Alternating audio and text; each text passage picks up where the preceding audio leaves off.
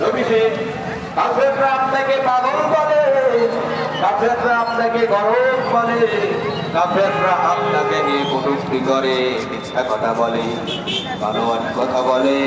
মন খারাপ করবেন না, আমি আল্লাহ সাক্ষ্য দিচ্ছি, ওরা আপনার যদি কটূক্তি করলে ব্যঙ্গ করবে, ইমানদার যারা মুসলমানের রক্ত যাদের ভিতরে আছে ওদের কখনো সহ্য হবে না। বিশ্বনবীর অপমান সহ্য করবে না কোনো মুসলমান। কথা বলুন ঠিক কিনা ভাইরা আমার? লাকাল হামদু কামা ইয়ানবাগি বিজালালি ওয়াজহিকা ওয়া আযীমি সুলতানিকা।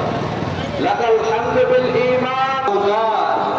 সবসময় আরেকটা আছে আমাদের আমার আল্লাহ সুবহানাহু ওয়া তাআলা। তার প্রশংসা ছাড়া অন্য কারো গুণগান করা যাবে